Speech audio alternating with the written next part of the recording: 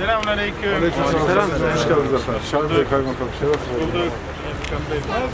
Hoş geldiniz hocam. Sayın Kaymakam. Vay, gel bakalım sen. Evet efendim. Buradayız efendim. Şöyle. Hayırlı olsun. Gelin bakalım. Hayırlı olsun. Bizden geldin değil mi? Nasıl geçti?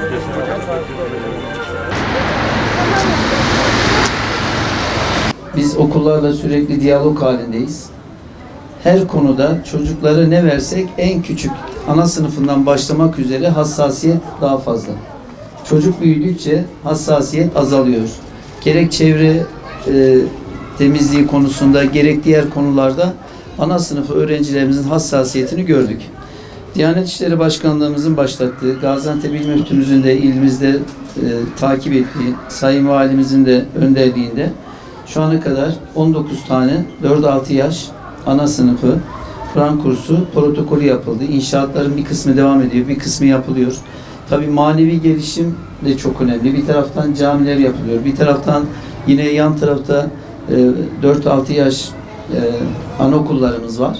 Çocuklarımızın eğitimi her açıdan önemli. Biz de bunlara katkı sağladığımız zaman kendimizi gerçekten mutlu addediyoruz. Çocuklarımızın gelişimi için her türlü desteği veriyoruz, vermeye devam edeceğiz.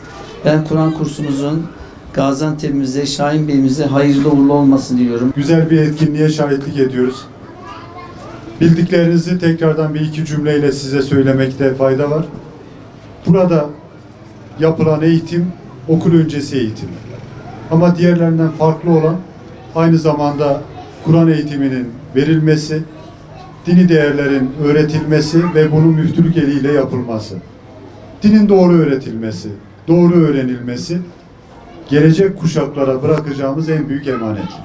Burada başta Diyanet İşleri Başkanımız olmak üzere bütün Diyanet'in personeline ben teşekkür ediyorum, müteşekkiriz. Özellikle İl Müftümüzün göreve başlamasıyla birlikte Gaziantep'te ciddi bir hamle oldu ve bunu da hayırseverlerimizin aracılığıyla yaptık. Hayırseverlere müteşekkiriz. Gaziantep bu anlamda çok şanslı. Doğru yere doğru hayrı yapıyorlar. Bu mübarek Cuma gününde Allah'ın selamı, rahmeti, mağfireti, bereketi hepinizin üzerine olsun. En hayırlı açılışlardan birisindeyiz. Neden bunu böyle söylüyorum? Çünkü Peygamber Efendimizin bir hadisi şerifine dayanıyorum. Hayrukum men taallemel Kur'ane ve allemehu. Sizin en hayırlınız Kur'an'ı öğrenen ve öğretenlerinizdir buyuruyor Efendimiz Aleyhissalatu vesselam. Demek ki en hayırlı günde, en hayırlı bir açılışta bir aradayız. Allah hayırlı mübarek eylesin.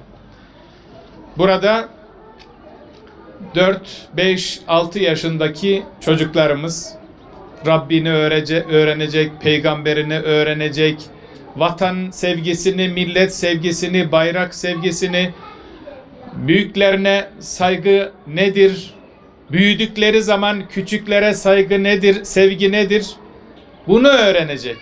Hocalarımız, İlahiyat Fakültesi mezunu, ön lisans ilahiyat mezunu hocalarımız, mezun olduktan sonra yani bu görevlerinin üstüne görevlerini yaparken Milli Eğitim Bakanlığımızın Hayat Boyu Öğrenme Genel Müdürlüğü ile birlikte yapmış olduğumuz 360 kredilik sertifika, pedagojik formasyon sertifikasını da tamamlayan hocalarımız burada ders verecek. Çocuklara yönelik davranışları nasıl olmalı? Bütün bunlarla ilgili eğitimlerinde almış, anne şefkati ile çocuklarımıza sahip çıkan hocalarımız. Yaklaşık 5000'i aşkın kursumuzda ülke genelinde hocalarımızın tamamı hoca hanımlar. Hoca hanımlar. Buna özellikle dikkat ediyoruz. Değerli valim, kıymetli kardeşlerim, burada bugün şu hadisi şerifi de hatırlamamız gerekiyor. Efendimiz Aleyhisselatü Vesselam buyuruyor ki, İnsanlar öldükten sonra amel defterleri kapanır. Ama 3 grup insanın amel defterleri hep açık kalır. Bunlardan birisi sadakayı cariye sahibi Müslümanlar. İşte bu 4-6 yaş Kur'an kursunun yerini tahsis eden kardeşimiz, şu hale getiren Ömer abimiz, bu hadisi şerifin müjdesine nail olacaklar inşallah. Amel defterleri bu Kur'an kursu, bu 4-6 yaş Kur'an kursu sayesinde inşallah hiç kapanmayacak. Katkı sağlayan, vesile olan herkes bu hadisi şeriften istifade edecek. Çünkü devamında buyruluyor ki ilminden istifade edilen alimler, hayırlı evlat yetiştiren anne babalar, bu kursa devam eden çocuklarımızın anne babaları hayırlı evlat yetiştirme niyetiyle bunu yapıyorlar. Onlar da bu müjdeden istifade edecekler inşallah. Ülke genelinde salgın öncesinde 200 bine yakın çocuğumuzla bu eğitimleri yapmış idik. Salgın dönemi her ne kadar uzaktan eğitimle yapmaya çalışsak da uzaktan eğitimin yüz yüze eğitimin yerini tutmadığını hem orta dereceli okullardaki tecrübe, hem üniversitelerdeki tecrübe, hem de bizim Kur'an kurslarındaki tecrübemiz ortaya koydu. Yüz yüze eğitimin yerini uzaktan eğitim tutmuyor. Şimdi çocuklarımızla öğretmenleri kavuştu elhamdülillah. Buluştular. Artık camdan cama değil, candan cana eğitim yapacaksınız inşallah.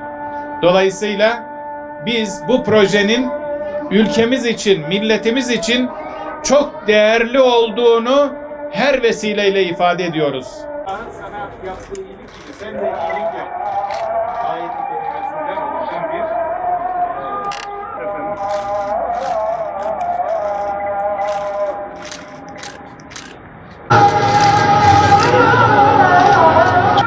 en hayırlı binalardan birinin açılışını gerçekleştiriyoruz. Hayırlı ve mübarek eyle ya Rabbi.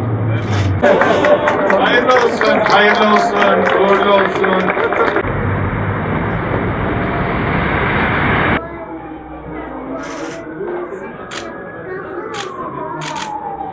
Aferin, aferin, aferin. Tamam. Al bakalım. Al bakalım. Kızımız, kızlarımız. Bunu da verelim. İnşallah. Nasılsınız, iyi misiniz? Seviyor musunuz oyun oynamayı? Kursunuzu seviyor musunuz? Çok mu seviyorsunuz? Maşallah. Ben de size başarılar diliyorum.